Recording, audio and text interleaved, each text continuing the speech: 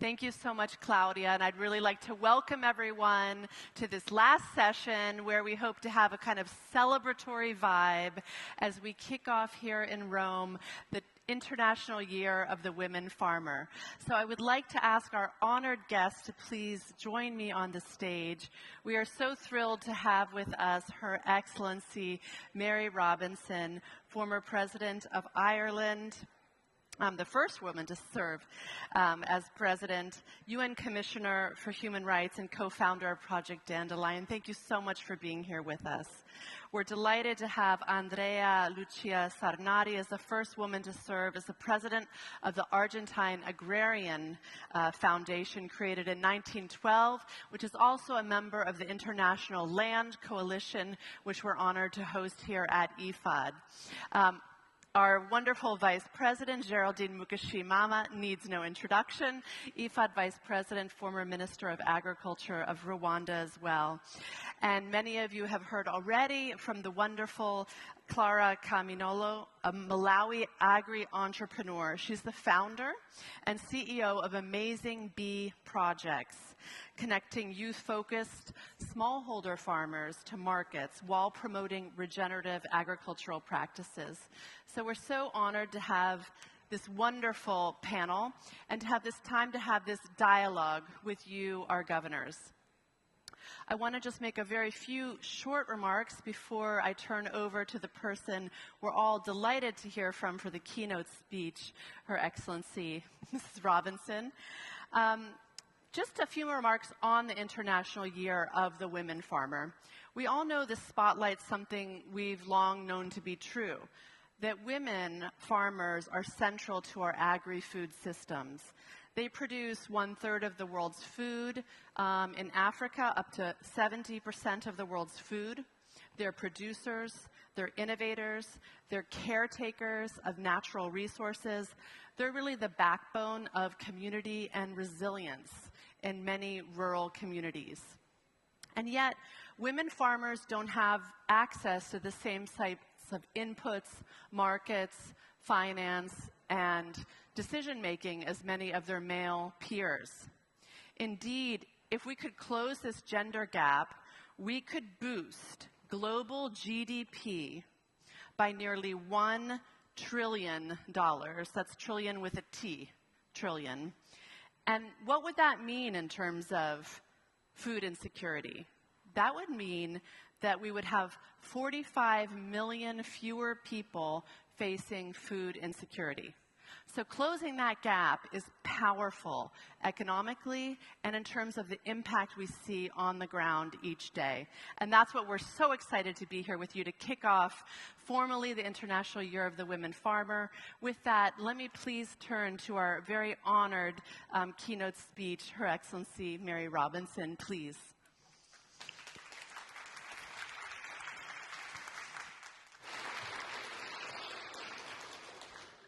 Thank you for welcoming me at the IFAD Governing Council and for convening this dialogue during the International Year of the Women Farmer. As my home country, Ireland, is one of the co-conveners of this special year of the Women Farmer, I want to begin my remarks with an Irish word, meitheal. It's often used nostalgically as a gentle metaphor for coming together for the common good. But meitheal was never about sentiment. Meitheal was collective labour under pressure. Neighbours worked side by side because the harvest had to be brought in, because the weather was turning, and because no household could afford to fail alone. The risk was shared, and the work was shared. Survival literally depended on everyone showing up. That sense of shared duty echoes Article 29(1) of the Universal Declaration of Human Rights. I have to confess a part of the Declaration which I didn't fully appreciate until recently. It reminds us that, and I quote, everyone has duties to the community, which is the setting for the free and full development of his personality, though I must say I like their personality rather than his. I believe now is a time that demands a global mehel. Across cultures, this idea has many names. Ubuntu in southern Africa, Mutrao in Brazil. These are different words for the same truth, that we become fully ourselves through collective effort and shared responsibility. As you know, we live in a deeply divided time marked by polarization, mistrust, and communities under strain.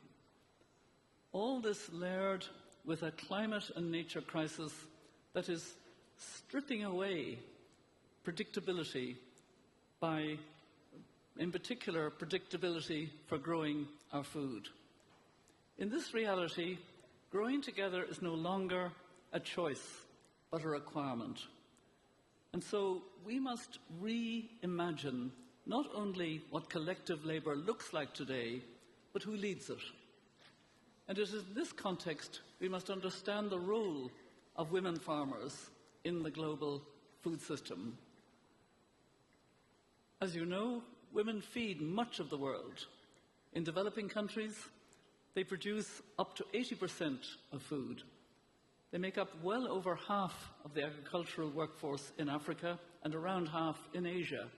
And yet their labour remains one of the most undervalued and underfunded assets in the global economy. Smallholder farmers grow 1/3 of the world's food.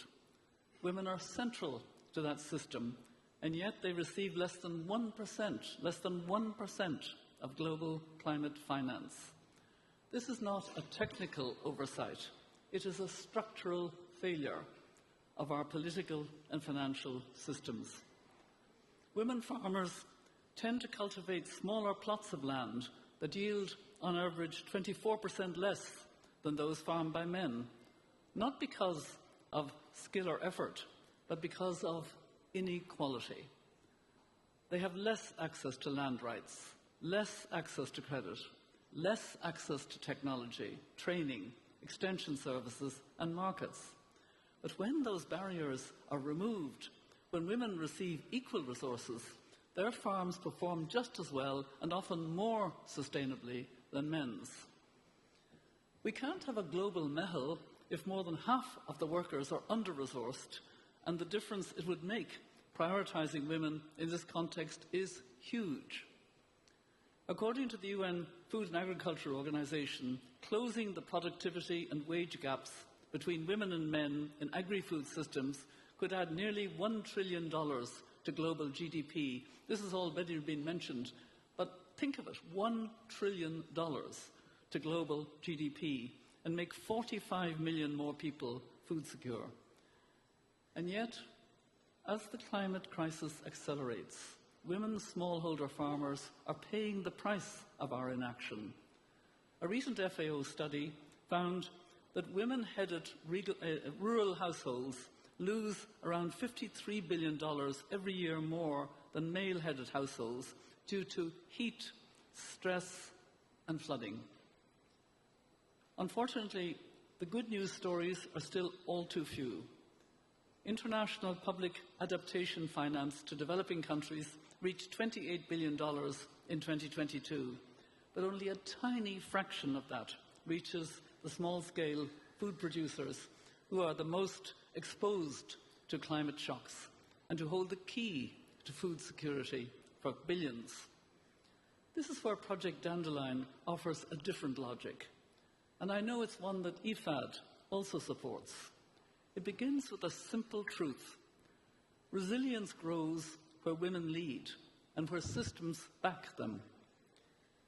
In a digital campaign we ran with IFAD's Gender Transformative Mechanism in Climate Adaptation last year, we saw wonderful examples of this.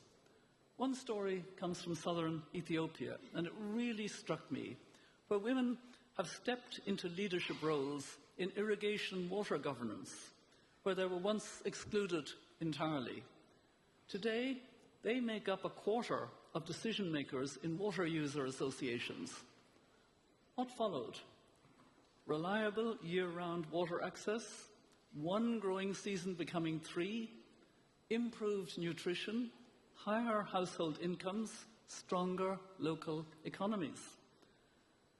I'm just back from Gujarat in India, where I've been for the 3rd year with the Self-Employed Women's Association, and I've seen the difference training and finance makes, and indeed insurance. Women working in incredibly tough conditions are the ones holding up the food chains, as well as providing the cotton for our clothes. These women are risk managers. They are our world's architects of resilience, and I was so impressed by some of the younger members with their innovative thinking. They became solar engineers after just a few months training, putting up solar panels on roofs and in farming areas, etc. Yet all too often investment continues to bypass them.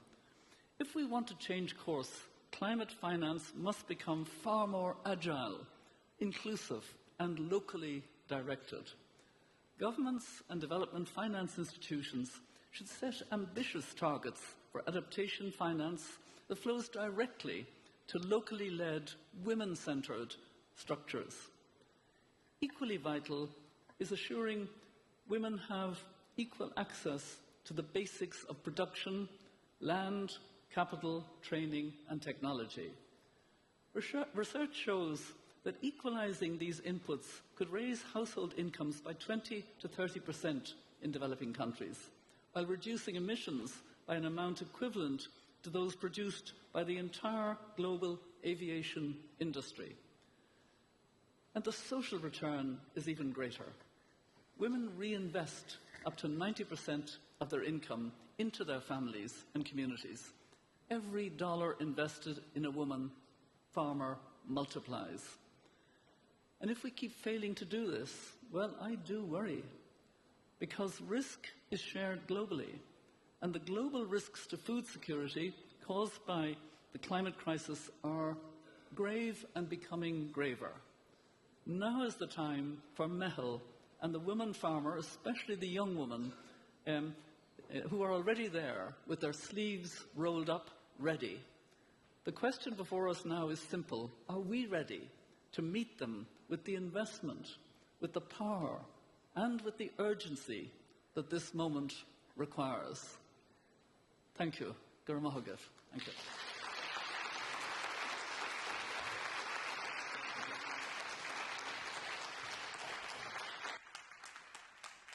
Thank you so much for those deeply inspiring and compelling remarks. And I think it's a question we'll be asking ourselves when we turn in a few moments to the discussion with you, our member states, our governors. Are we ready to meet them? I think that's something that's really critical. Let's turn now to a short video that is going to show some of the really inspiring women farmers with whom IFAD works in action. And here's a tip, a little spoiler alert. You will recognize one of the farmers from being on this very panel. Over for the video now.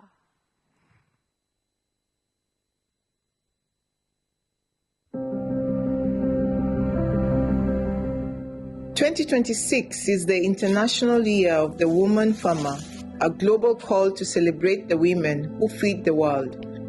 Women make up nearly half of the global agricultural workforce.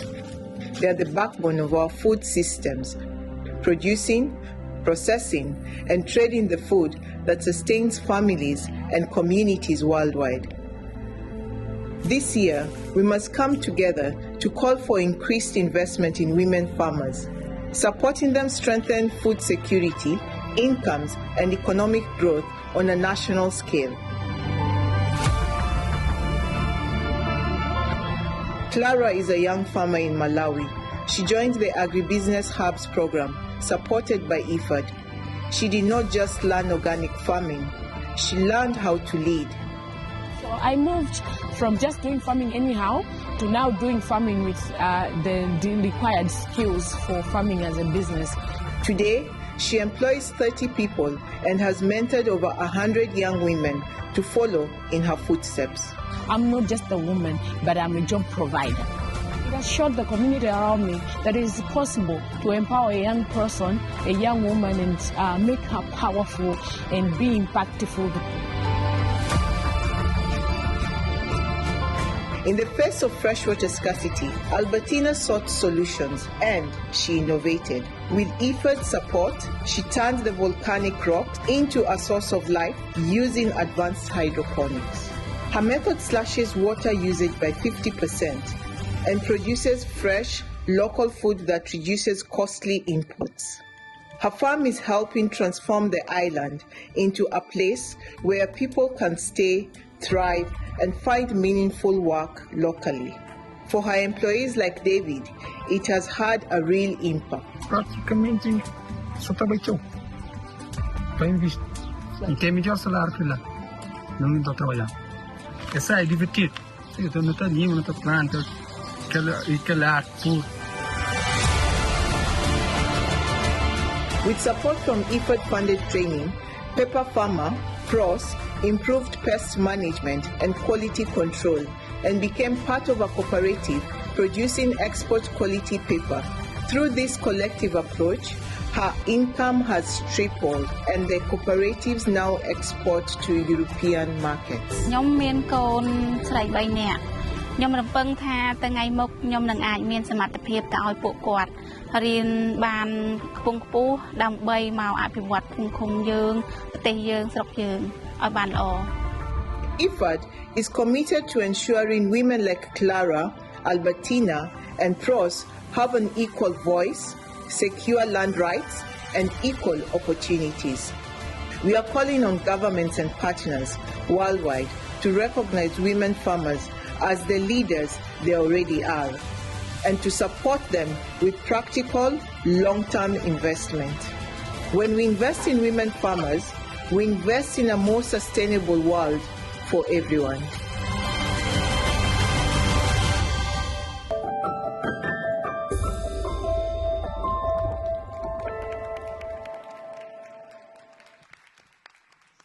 I think these images and stories are incredibly compelling, and they show not just how policies can be put together in a coherent way, but their real impact in fields, in cooperatives, in households, and in communities across the world.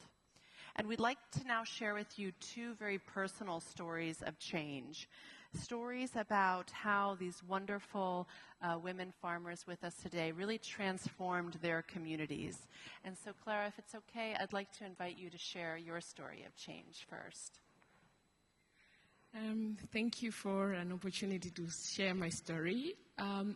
If somebody had told me 10 years ago that I would be in such a big platform, I wouldn't have believed them because my life was very vulnerable.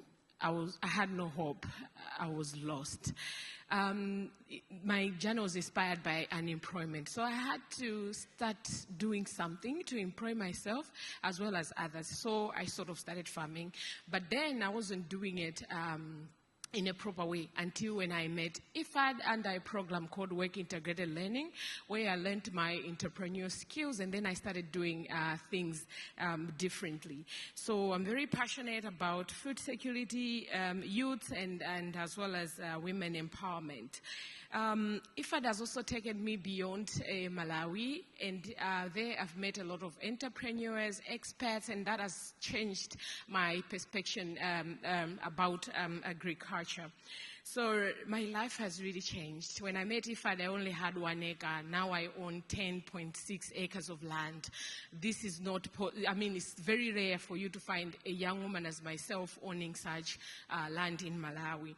I have managed to create jobs. Now we have 5 permanent workers working on my farm, and we hire 30 to 50 workers depending on how busy we are at the farm. We've managed to train thousands of other young people throughout the 10 years, and 100 those just mentioned from the IFAD integrated training hubs. And When I met IFAD, I only had a diploma, but from the profits I made from the business, I managed to take myself back to school, and now I have a degree in social work and youth development, and now I am doing a master's in agribusiness. So from being told that I can't to receiving awards as the best business personality, most inspiring business leader, and woman of influence in agriculture in Malawi.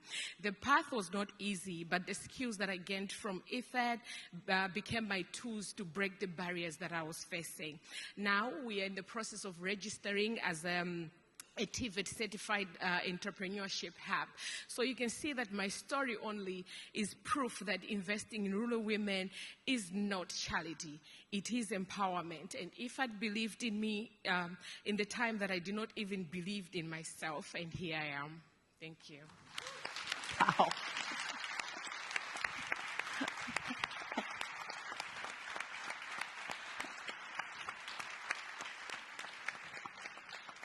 I mean, that's just an amazing and powerful personal story, but I'm also really touched by how you gave back, how you mentored thousands of women, and how you created this business to be able to do that in scale. So I want to hear more about that as we go on. I'd like to now turn to Andrea, who will address us in Spanish to hear her story of change. Le doy la palabra a Andrea. Gracias, Andrea. Gracias por permitirme ponerle voz a, bueno, una realidad que quiero contar de mi historia personal, pero que significa empoderamiento del rol de la mujer, sobre todo en las funciones institucionales. Yo soy una hija de productores agropecuarios argentinos, nacida en la Pampa húmeda argentina, el lugar más productivo de Argentina. Y me crié allí en el campo y a los 13 años empecé a participar institucionalmente de lo que hoy es mi organización, la Federación Agraria, y a partir de allí nunca dejé de estar vinculada institucionalmente y trabajando por los derechos que tenemos los agricultores y las agricultoras y sobre todo por cambiar las realidades que aún viviendo en una zona que es rica productivamente, existen muchas necesidades y desigualdades. Eso me motivó a participar institucionalmente y vi que ese era un lugar de cambio. Nunca dejé de estar en la institución. Hoy tengo 50 años y transité por varios puestos dentro de la organización, siendo directora a nivel nacional, conduciendo una fundación de formación y capacitación de liderazgos juveniles. Me formé dentro de esos centros de juventudes agrarias de la Federación Agraria, que me permitieron las herramientas para poder liderar procesos de cambio y procesos de liderazgo. Finalmente, en 2024, fui electa presidente de la organización, que es una organización de pequeños y medianos productores que representa a toda la Argentina de pequeños y medianos productores. La primera vez en la historia de mi institución, que tiene 113 años de historia, que hay una mujer presidente, y la primera vez que hay una mujer presidente en una organización a nivel nacional. Eso me ha dado la pauta y me motiva a seguir trabajando en que aquellas cosas que me motivaron al comienzo de empezar a transformar la realidad que tenemos en el sector rural, las familias agrarias con necesidades de acceso a la infraestructura, a la educación, a la salud, a la tecnología, a la conectividad, a la electrificación rural, que siguen estando hoy presentes, pueden transformarse con organizaciones como a las que pertenezco y con otras organizaciones a las que pertenece la mía a nivel regional como Coprofam, que reúne organizaciones de Sudamérica, tratando de cambiar la realidad de esos agricultores familiares que tenemos necesidades, pero que formándonos y teniendo espacios de capacitación podemos lograr los cambios y lo hemos hecho. Eso me motivó en aquel momento a participar y me sigue motivando hoy también para contagiar no solo a otras mujeres, sino a los jóvenes esos que tienen tantas ganas de quedarse en el campo, de estar arraigados y de innovar.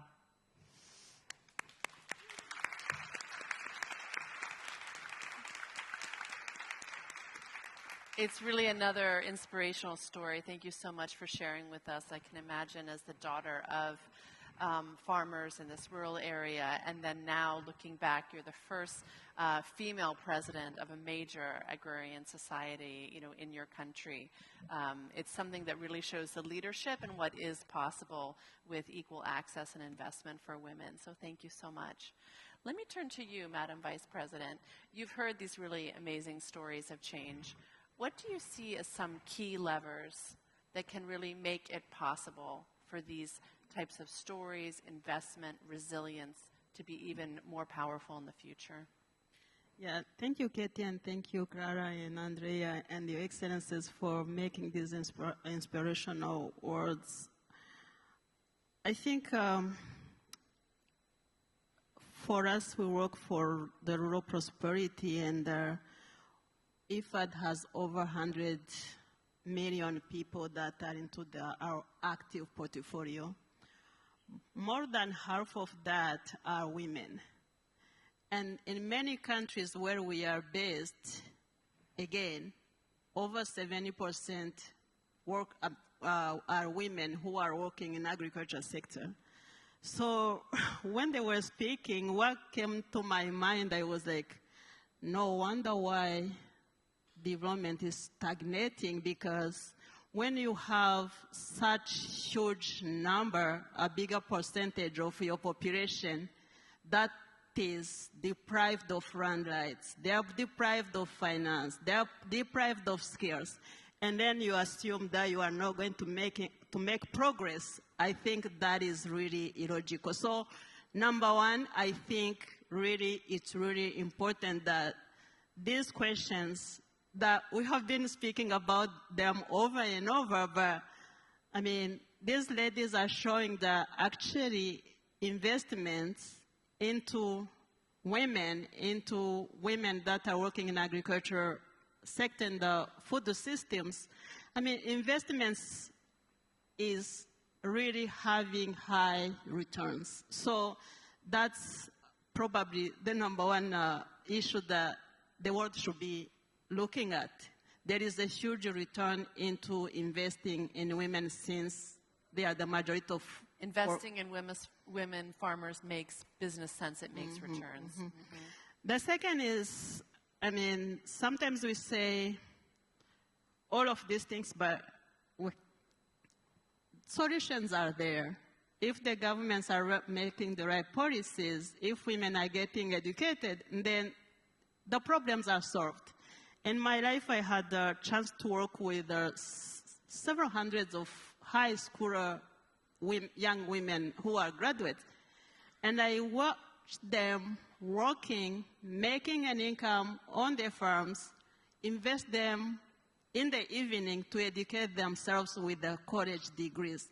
When that happens, they are graduating, and these skills, the nutrition, the leadership, I mean, part of that are set aside because you are making progress. Therefore, us as IFAD, when we come back and we look at that, more than half of the participants of our portfolio are women, you feel proud that we are really a big lever contributor into the global, solving the global problem that is really pushing the world to stay underdeveloped. Yes, thank you. And I mean, I think we heard that from you also, Clara, about how you started off, you started your business, and then you also reinvested not just in your community and other women, but also in getting your advanced degree, which helped you then in a positive cycle of reinforced change. You faced a lot of barriers. What do you think is really critical for other young women to have a story of change like yours?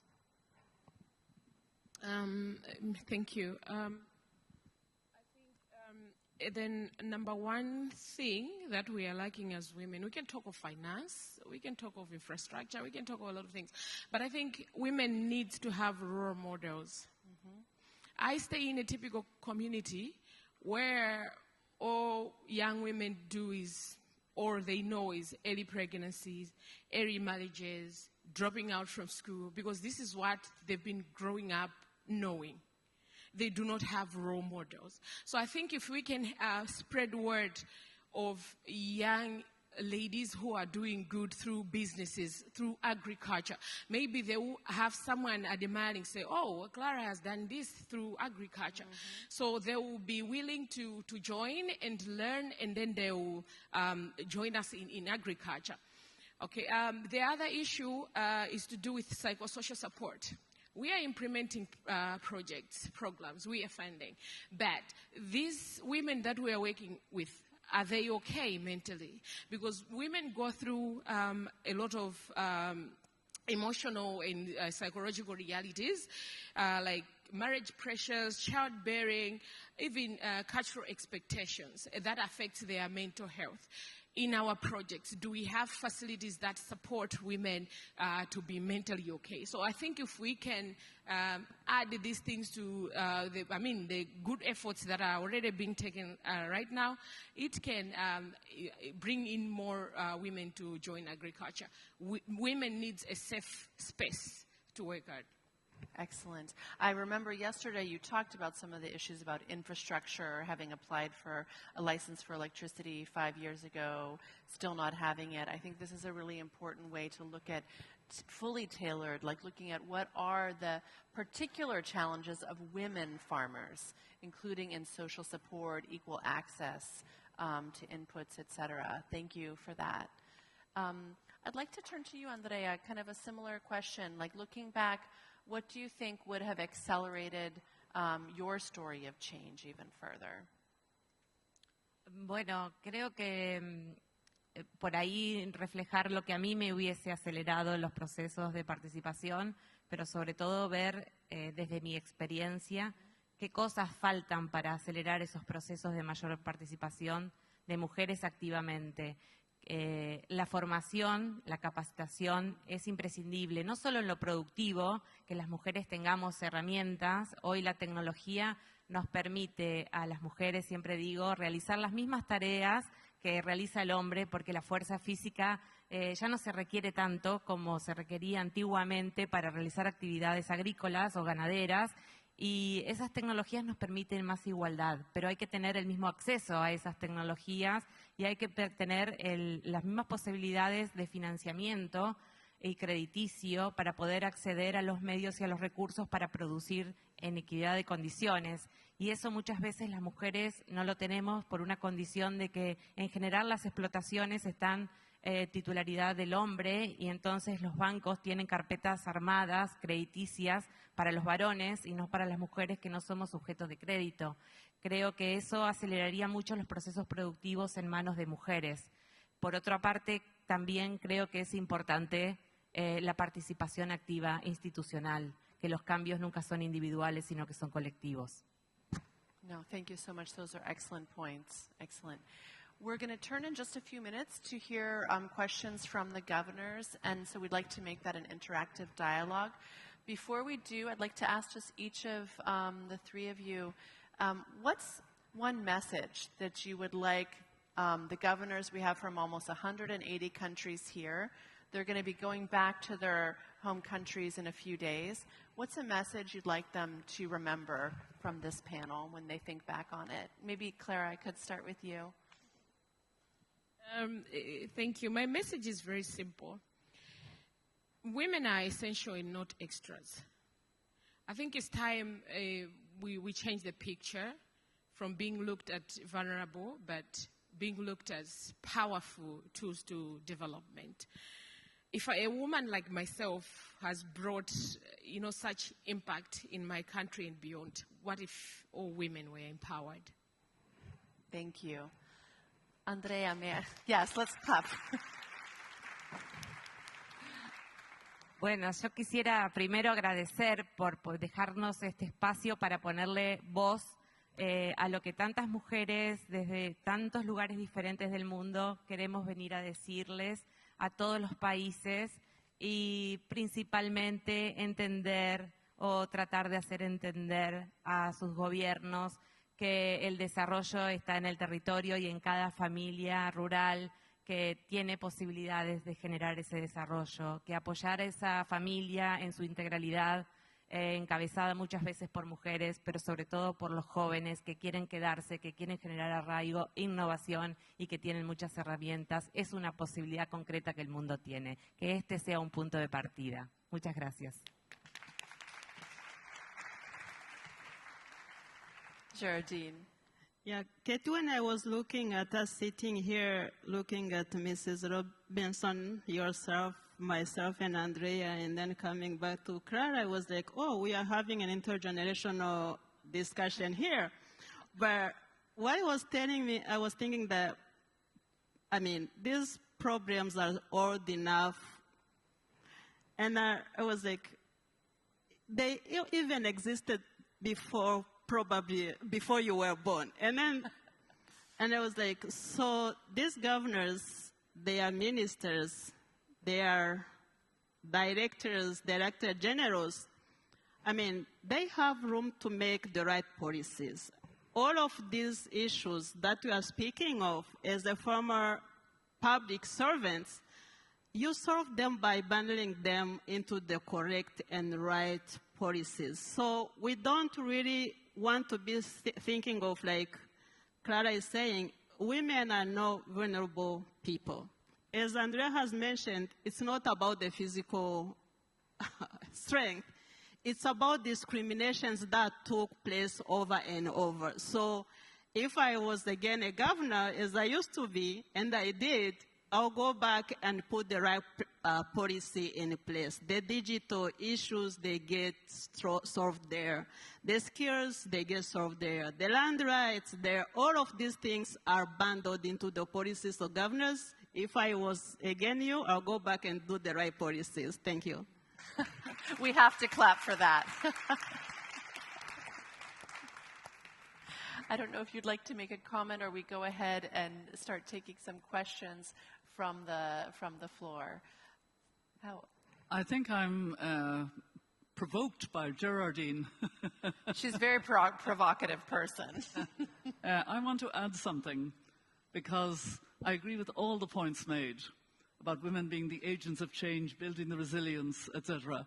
But we have the climate shocks, which are undermining and making it more difficult. You know, floods, desertification, heat in particular. And I've just come from India with the Self-Employed Women's Association, and they are being very innovative. They now have heat insurance, and last year, 40,000. Now, the year before last, 40,000 of their members got heat insurance. In 2025, 200,000. And I believe this year it will be 500,000. Getting small amounts if the heat is over 41% automatically. But they're also looking now for a broader bundle of heat, persistent heavy rain, and cyclones. You know, a package. And it's philanthropy that's helping at the moment. But actually, I think we need to try and work on how to change insurance and make it part of the climate finance, and also look at the corporate responsibility where big corporations have supply chains that depend on cotton farmers, depend on those who work in the fields, and depend on those who have to work during heat. They have a responsibility, a corporate responsibility, but also they have a business interest in keeping their workers alive, because what we know is heat kills. And, you know, they were telling us in Sewa that they have had members that died of heat. They have felt the heat more and more. It's happening now in February. The summer is starting in February, not March. So, you know, these climate shocks are the way in which we can get a systems change for far more insurance against all these shocks, getting locally and providing people with a capacity to withstand those shocks. That's an excellent point. I'm going to open the floor to the governors to press your buttons who'd like to speak, but I would underline what you said really about, you know, the barriers that are faced by all farmers, including women farmers, but that women farmers have, as we've seen from research, a further disadvantage with shocks like climate, et cetera. But also very interesting, the point on tailored financial products, such as insurance, to help address that ahead of time. So you spoke about India. I think we have India for our first comment. So very well done. And in sync, may I please turn then to the Governor of India? I think.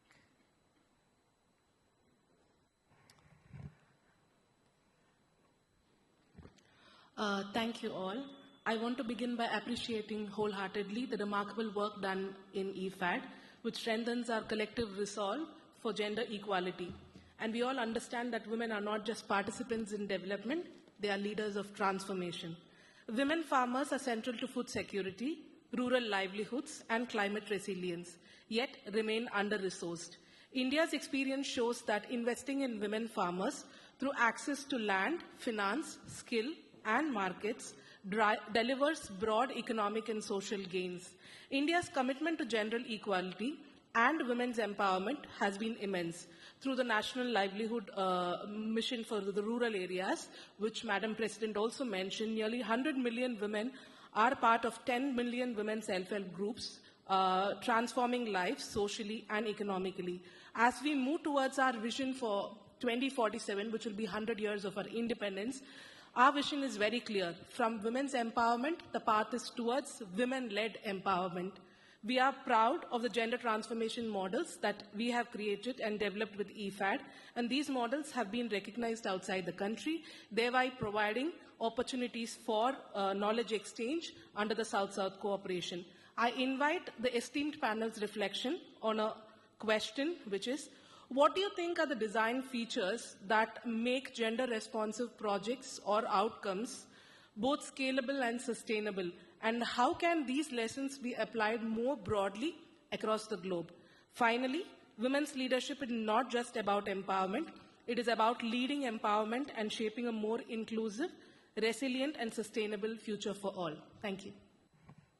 Thank you very much. Thank you very much. I'm going to take a few comments together, and then we can go back to the question on gender-responsive kind of financial features. I think we have Norway next.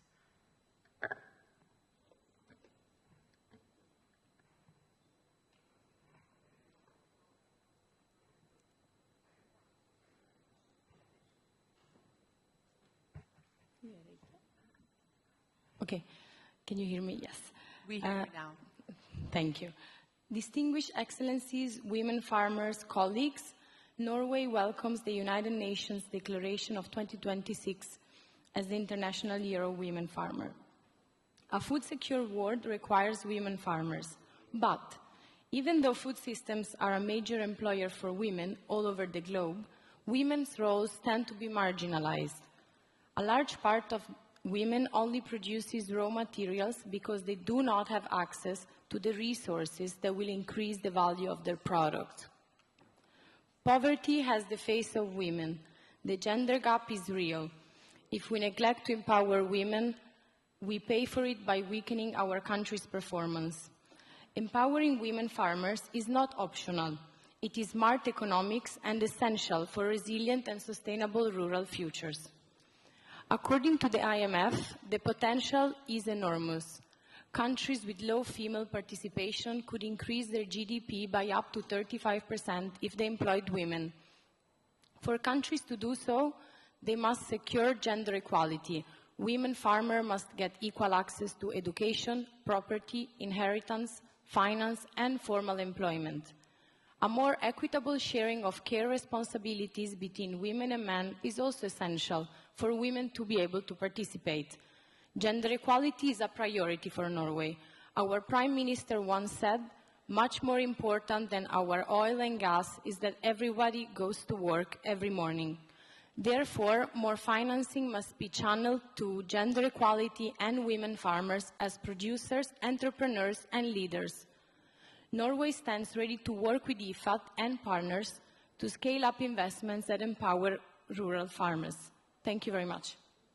Thank you very much, Norway. I appreciate the focus on the need for equal access to inputs, to finance, markets, as well as education.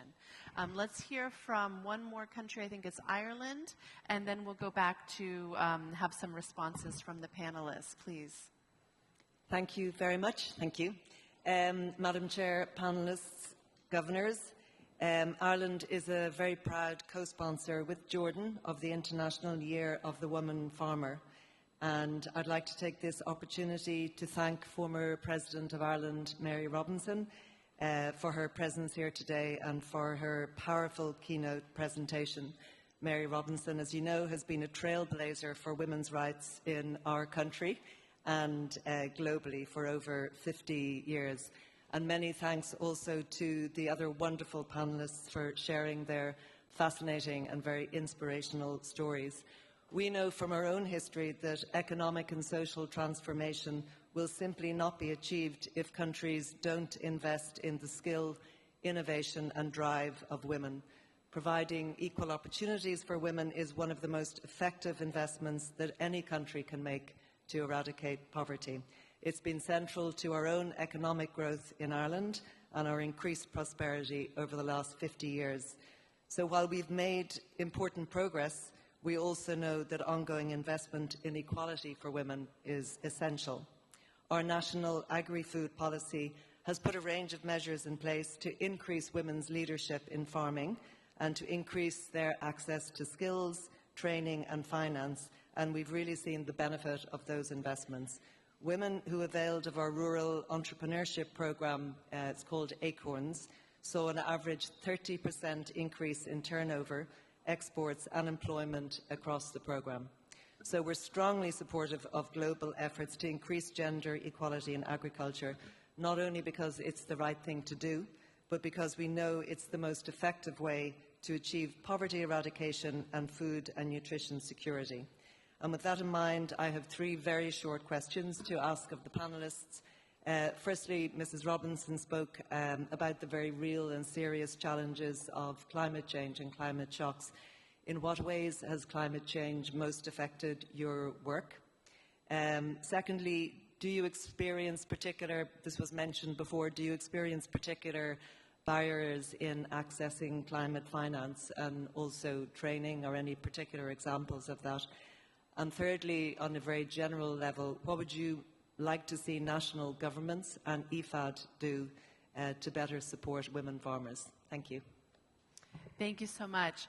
So I'm just going to go back to the panelists, just kind of for a lightning round of things that you'd like to respond to. You can kind of pick and choose the question from India, really about how to have tailored financial solutions, because one size doesn't fit all, and some questions around also from Ireland.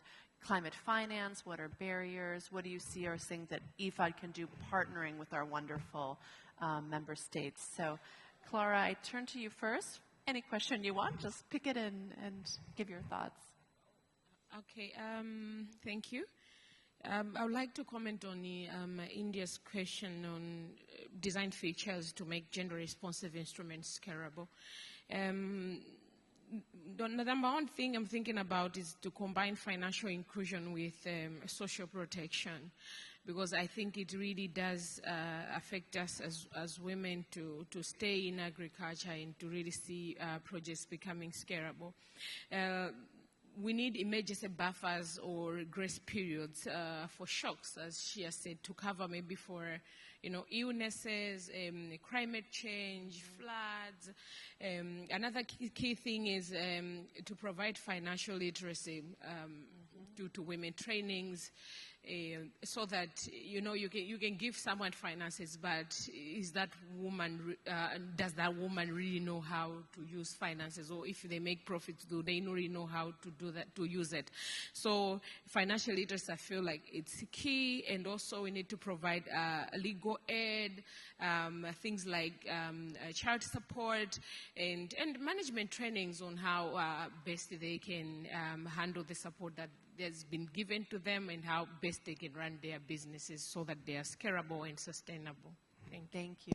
And maybe, Gérardine, I can turn to you and you can comment just a little bit on some things IFAD does around some of the issues that Clara mentioned around working on kind of technical advice also with young women farmers on building a business, how to build a credit history, how to build that type of background that then one can use in going to banks and credit institutions to be able to access finance in a more equal way. Or comment on any other question you want. Actually, if we touch also on the climate finance and we combine it with the Clara's issues, small producers in general, they have less access to the climate financing. And then when it comes to women, all of these other barriers that we are speaking of, they add to that, which means if we have small producers having 1% access to the climate finance, probably the women are getting 0.05% because of these issues that she's mentioning. And in many societies, she was mentioning about the lack of education, early childbearing, and all of that. Those are society barriers that no one will mention, so everyone will be, oh, she's a woman, she needs to take care of the kids, so it's okay, she can be there. So I think there are, as I was mentioning, let's do the right policies. I know countries like where I used to be working, we knew the access to the cell phone, a smartphone, that is an easy one. Women are having less devices than men, but they need to have access to the climate information. They need to have access to the small credits that are provided online. So if they don't even have a device, there is nowhere they are going to have the information. There is no way they are going to have to build a credit history that you are mentioning. So what we did, we say, okay, this is our problem. Let's invest into facilitating women to have access to the smartphone so that they can be able to build the credit histories that is needed. But also on the banking industry, as a government, sometimes you need to put in money and make sure that this money is to de-risk these groups that are not really having full access. And you provide certain conditions for which the groups that are excluded needs to be access to the finance. So that's, as a former civil servant, that's why, like, okay, if we do really the right thinking, the right policies, the right strategies, and you are thinking in a comprehensive way, you can be able to start building these, bundling these issues into the development that you want. And again, it's really difficult to say that your society is going to be prosperous if more than 50% of your population is staying behind. So I'm really hearing it's not just the access, the equal access at the farmer level to all of these inputs, to education, to training, capacity building, but also the macroeconomic policy building of the governments as well. I'm going to pause here and take a few more member questions and then turn to you, Your Excellency, and to Andrea to pick from the ones, not ignoring Ireland, of course, who asked great questions, but any others as well. So let me see if we have other countries, because I know there's a lot of interest. Kenya, I'm hearing, is next. So Kenya, you have the floor, followed by Switzerland and France, and then we'll turn back to our panelists. So Kenya.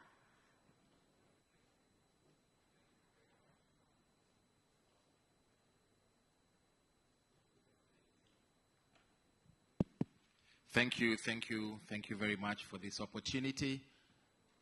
On behalf of the President of the Republic of Kenya, Dr. William Ruto, the Ministry of Agriculture and Livestock, and the Kenyan people, Kenya reaffirms her strong commitment to the objectives of the International Year of the Women Farmer and aligns fully with the shared vision of FAO and IFAD to advance inclusive, resilient, and sustainable agri-food systems. Kenya recognizes women farmers as indispensable agents of change and central drivers of food security, climate resilience, rural livelihoods, and economic transformation. Our 2010 Constitution marked a landmark moment in our nation's history by granting equal inheritance rights to women creating historic opportunities for women to own, inherit, and control land. This progressive framework firmly establishes that no cultural barrier can lawfully prevent women from accessing productive resources. It provides a strong legal and policy foundation for women's full participation and leadership in agriculture. Women indeed play a decisive role in Kenya's agricultural sector. They constitute approximately 53% of registered farmers and contribute an estimated 70 to 80% of agricultural labor. In many rural communities, women are responsible for up to 80% of food production, making them central to household nutrition, local food systems, and national agricultural output.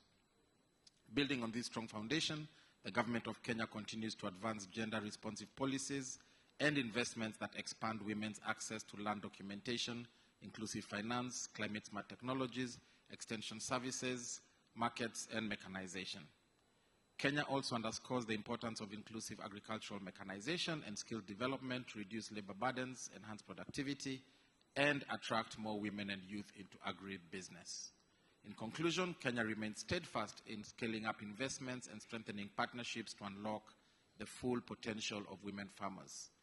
Secure land rights, inclusive financing, climate-smart innovation, and strong collaboration between public, private, and research institutions will continue to drive resilient, inclusive, and sustainable agri-food systems in line with FAO and IFAD priorities. I thank you. Thank you so much. I'm delighted we have a lot of interest, so really ask members to keep a very lightning question to the extent possible. I'm going to go to Switzerland. Merci beaucoup. Quel panel extraordinaire. En proclamant 2026 l'année internationale de l'agricultrice, nous reconnaissons le rôle essentiel des femmes en tant que moteur des économies rurales résilientes. Pourtant, elles continuent, et puis on l'a vu, à se heurter à des obstacles, accès à la terre, financement, technologie, prise de décision. Donc c'est une situation qui est non seulement injuste, mais en fait, elle ne fait pas de sens économique. Il y a quelques années, j'ai eu l'opportunité de travailler avec des coopératives de femmes dans une chaîne de production agricole en Afrique subsaharienne. Et très très vite, nous avons constaté plusieurs choses. D'abord, les coopératives des femmes étaient plus profitables que celles des hommes. Deuxièmement, les femmes se portaient mieux, mais les hommes se portaient mieux aussi et les familles se portaient mieux. Et le risque de travail des enfants était réduit par 11, donc 11 fois moins de risque de travail des enfants sur les exploitations agricoles. Revenons aux agences romaines. Les initiatives sont claires, les programmes conjoints sont multiples, les directives du comité de sécurité alimentaire sur l'égalité des genres sont claires, reste la mise en œuvre. Madame la vice-présidente, je prends votre défi au gouverneur, donc j'en prends note, mais néanmoins je vous pose une question, voire deux questions. Au niveau de sa stratégie d'investissement non souveraine, le FIDA prend-il en compte et compte-t-il intensifier les instruments de financement innovants, sensibles au genre? Première question. Puis deuxième question, en vue de tout ce que nous avons entendu, le FIDA entend-il intégrer ces questions de droits fonciers, leadership des femmes, intégration dans les marchés des femmes dans ces stratégies pays? Merci beaucoup. Merci beaucoup, la Suisse. Very important testimony about cooperatives. We appreciate that, and excellent questions, especially on integrating women-focused investments in the private sector as well as women leadership, which we'll turn to in just a moment. But first, France would like to come in. La France, vous avez la parole. Merci beaucoup. Et je m'associe aux remerciements pour ce panel extrêmement stimulant. Je salue aussi la présence de son Excellence Madame Robinson, aussi des femmes agricultrices panélistes. Je crois que ce sont des parcours qui nous inspirent tous et toutes. Elles sont la démonstration, je pense que les femmes agricultrices sont déjà en réalité des piliers des économies rurales. Et pour autant, on sait qu'elles continuent de faire face à des inégalités structurelles en matière d'accès à la terre, en matière de crédit, d'accès au crédit, aux technologies, aux services agricoles. Ça a été largement rappelé. Et donc on comprend bien qu'au-delà de ces questions d'égalité qui sont déjà en soi légitimes,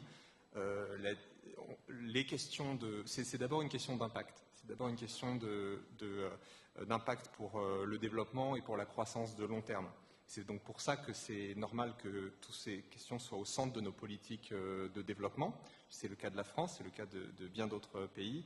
En 3 mots, notre Agence française de développement, pour vous donner un exemple, on lui demande que 80% de ses projets dans le domaine de la sécurité alimentaire et de l'agriculture aient une attention et un objectif dédié au renforcement de l'égalité de genre.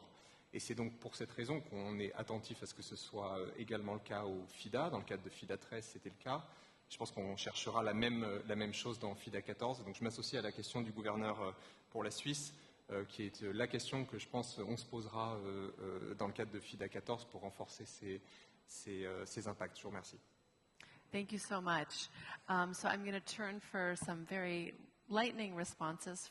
First, the Vice President, then maybe Andrea and Her Excellency Mary Robinson. Yeah, merci beaucoup le gouverneur de la Suisse. Already these issues are already integrated. You might imagine that IFAD is a 50-year organization. So when you work in rural development that long, you get to know ins and out of the real challenges that the real world, the real people are facing. So I'm happy to mention that I see Mercy here. We host the International Land Coalition within IFAD. The reason we do that is that we have mutual interests. So when we are designing programs in the countries, we use the International Land Coalition to make sure that these land rights, access to land, all of that are looked at. Again, with the new financing instruments, anyway baying into the new or the old, when we are discussing investments, we look into all of these issues. How gender or women are being transformed by these interventions that we are doing? How much impact are they having on nutrition? So we have a set of criteria that we look at. It's really we're happy that we continue to be innovative and bring new instruments on the ground so that we can really have a big toolbox in which we are drawing certain tools to strengthen what we are doing. Let me say that, again, we've been a 50-year sovereign operation organizations. We lend to the governments. The reason I'm saying let's do the right policy, if the gender equality is not into your strategy and your policy, it becomes difficult for IFAD to come and enforce that. So we will rely on supplementary funds to make sure that we are tackling these issues, but we shouldn't be doing that because these are right questions. These are right development questions. We should go to the government and we find the right policies in a place to do that. Of course, we also, as I said, you become an expert in rural development. We also work on the policy space to make sure that we are making these advocacies that I'm making here. But also we go into various forums to make sure that we continue to raise voices because, it's very, very difficult to develop if you don't look at gender, youth, and all of these issues. Thank you. So I think we have our homework to do. Our governors at the policy level, we will work at the private sector, non-sovereign operations level, as well as with our partner International Land Coalition on land rights, access, etc. Andrea, could I have a lightning response from you, and then I'll turn to Her Excellency. I know there's a lot of interest, which is wonderful, but we're closing the speakers list, so we'll just have 2 final speakers after this, which will be Solomon Islands and Germany. I would ask for lightning responses. Gracias. Bueno, respondiendo un poco a la pregunta que hacía Irlanda justamente de qué pueden hacer los gobiernos, y visto desde el lugar que me toca, que es desde la producción como productora agropecuaria, siempre decimos en mi país y en mi organización que lo que necesitamos, sobre todo los pequeños y medianos productores, son igualdad de condiciones para poder trabajar y generar desarrollo. Y eso implica que los gobiernos no deben trabajar por sí solos, ni los privados trabajar por sí solos, sino que lo más importante es generar sinergia entre el sector público y el sector privado para generar esas condiciones que tienen que ver con un montón de variables que han enumerado en este panel y algunos de ustedes, como son el acceso al crédito, como son el acceso a los seguros multirriesgos o de riesgos diferentes hoy en día, la infraestructura, la salud, la educación. Tener en la ruralidad las mismas condiciones que en lo urbano nos da a los agricultores la posibilidad de seguir viviendo, trabajando y produciendo en esas realidades que son muy dificultosas muchas veces. Y nosotros tenemos para aportar sobre todo nuestro conocimiento, sobre todo aquellos productores que lo hacemos de manera familiar al trabajo, aportar nuestro conocimiento, nuestra sabiduría y cuidar el clima y cuidar la sostenibilidad y la seguridad alimentaria como creo nadie lo podría hacer. Thank you so much. And may I turn to you, Your Excellency? And if you would like to give any kind of, in addition to the, the questions raised, if you just want to give an overview of your thoughts on the discussion as well, I leave it to you to pick whatever you'd like to respond to. I was struck listening to the different governors represented here, different countries, that there is strong support for what's behind the year of the woman farmer and what's behind the idea of gender-responsive climate policy, of an integrated approach that includes land, tenure, as well as all the other issues. And yet, we know that there is a reality that still persists. And that reality is stupid today, because we're at a time where, as I mentioned already, the climate shocks, but we have other problems of a fractured global system. The rupture that Prime Minister Carney spoke about in Davos, we know. This is a difficult time. So countries are rightly more concerned about food security. And yet, a number of us have quoted the FAO saying that closing the productivity and wage gaps between women and men in agri-food systems would add nearly $1 trillion to global GDP and make 45 million more people food secure. So I think we need to slightly change the narrative into understanding that we're in a more difficult period for food security. We need all the productivity we can get, and yet we're holding back half the people by systemic discriminations. This is just stupid.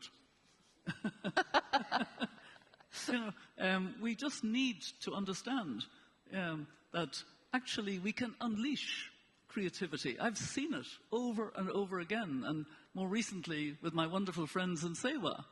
And we need that powerful participation that women can bring. Listening to Clara in Malawi and what she has done, listening to Andrea, I love that you're the first female president. I'm all for that.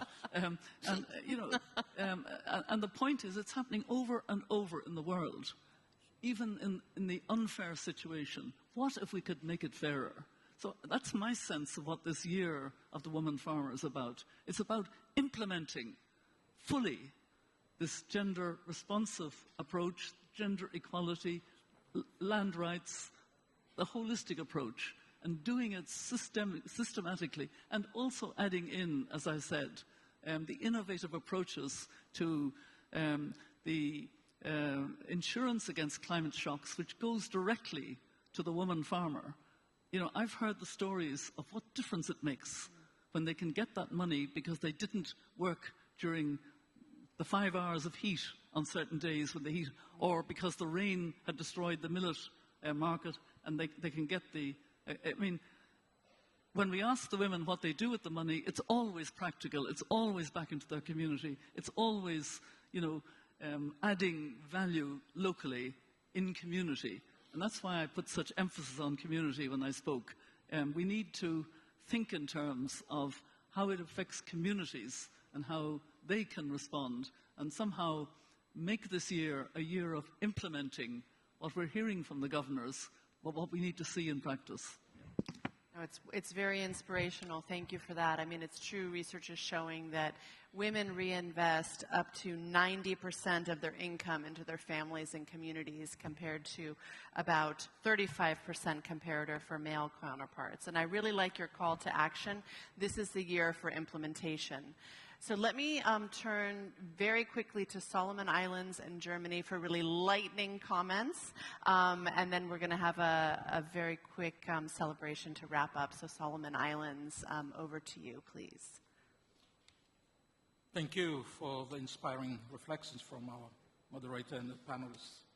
In the Solomon Islands, women are the backbone of agriculture, yet too often remain invisible in policy, finance, and decision-making. Recognizing the International Year of the Women Farmer is not symbolic for us, it is urgent.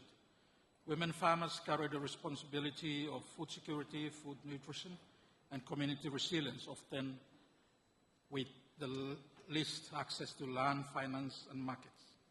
Through our partnership with IFAD-funded Agriculture Investment for Market and Nutrition project, we are embedding gender transformative approaches, ensuring women are not only participants but leaders, entrepreneurs, and decision makers across value chains in the country.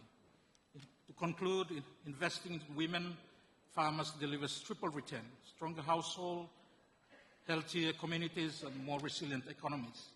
Let us move beyond recognition to action by reforming systems, financing women-led enterprises, and ensuring rural women shape the future of agriculture. When women farmers thrive, nations thrive. Thank you. Thank you very much, Solomon Islands.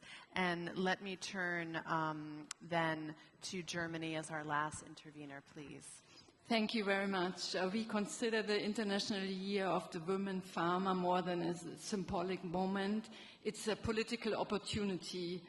At a time of profound global transformation and increasing pressure on multilateral cooperation, advancing gender equality in agriculture and food system is not optional, it is essential for resilient, inclusive, and sustainable development. I would also like to use the opportunity to stress the important work the International Land Coalition does in this context. Finally, I'm very proud to announce Germany's contribution to the IFAD Gender Transformative Mechanism to strengthen women's resilience to the impacts of climate change. Thank you so much. Thank you so much, Germany, and we very much appreciate this generous contribution, which will help us extend this to 2 new countries. With that, I'm really going to ask everyone, I know you're tired, it's been a long day, shall we stand up and take a step together to celebrate what I hope we see is our new step together to implement what we've talked about today. So we're going to put a slide here on the screen, and you will see you each have a button which is about the International Year of the Women Farmer. I'm going to give each of you one. I'm dropping things here. They are magnetic, by the way, so I took a while to figure that out. So they're very good for women. So this is a tailored solution for women so we don't have to mess up our jackets.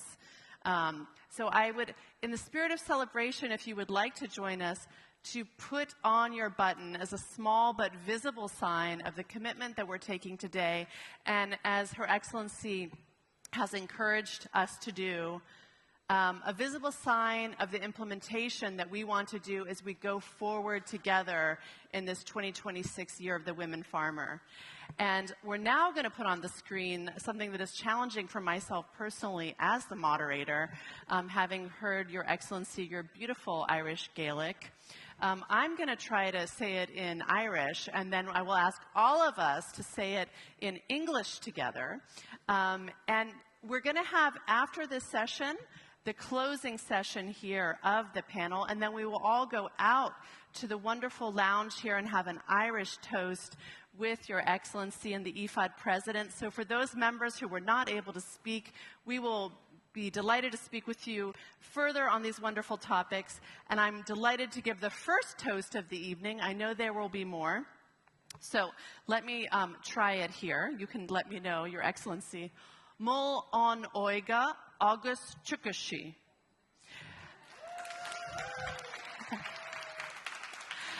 So, okay, hold on. We have to hear it properly. Mal an oiga August Chucky she is actually very subtle because it's Chucky she.